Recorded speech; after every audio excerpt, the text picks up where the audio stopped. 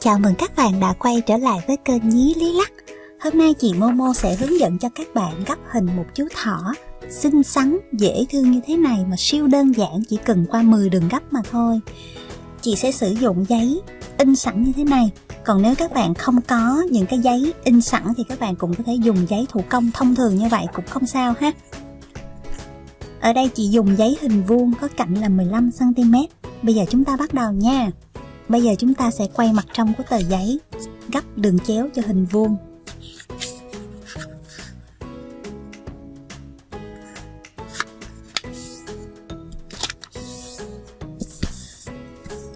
Mở tờ giấy ra. Chúng ta sẽ gấp cạnh dưới này sát vào đường chéo của hình vuông.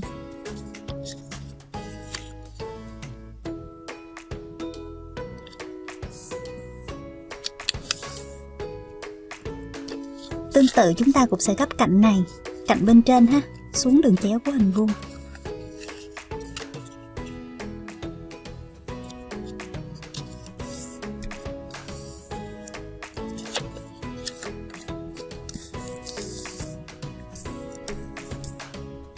Tiếp theo chúng ta sẽ gấp góc này xuống đây, sao cho cái đường gấp của chúng ta sẽ là đường ngang này.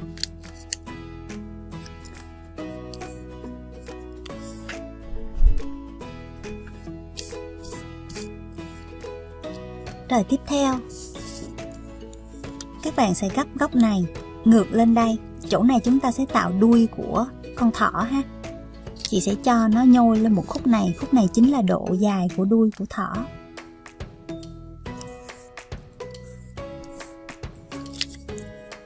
Tiếp theo chúng ta sẽ gấp góc này xuống đây, sao cho đường ngang này với đường ngang này nằm trên một đường thẳng. Bên phải cũng vậy ha, mình gấp xuống. Sau khi gấp xong góc này xuống thì chúng ta cần phải tách đường này ra để tạo hai vành tay cho thỏ. Cho nên ở đây là mình sẽ dùng kéo ha. Để cho dễ cắt á, thì tạm thời chị Momo lại tháo ra, bởi vì nó đơn giản lắm, chút xíu mình gấp lại thôi. Chúng ta sẽ cắt đường này xuống đây.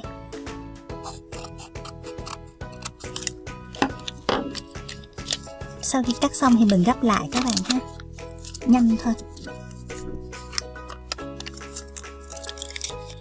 Đấy, bây giờ chúng ta sẽ gấp lên. Đường này cũng vậy, chúng ta sẽ gấp lên.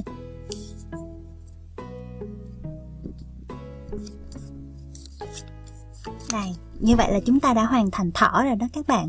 Nếu như các bạn dùng giấy thủ công gấp thì chúng ta sẽ không có con mắt này ha. Sau khi mình tách xong thì ở đây chị Momo có cái hình như thế này. Mình đã tách hai vành tay này rồi thì các bạn vẽ mắt cho thỏ.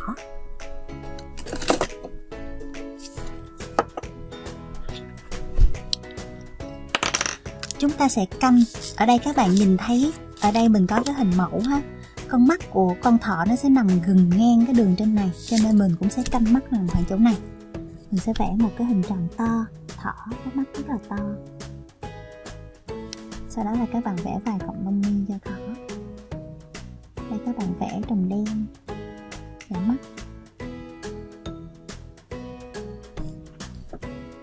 Bên này cũng vậy.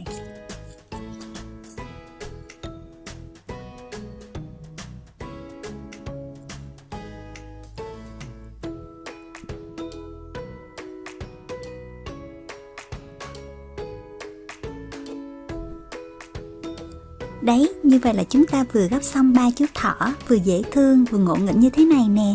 Các bạn có thích không nào? Rất là đơn giản phải không nè? Nếu mà các bạn thấy thích á, thì đừng quên nhấn like, đăng ký kênh và chia sẻ với bạn bè cùng làm nha. Hẹn gặp lại các bạn trong video lần tới nha. Bye bye!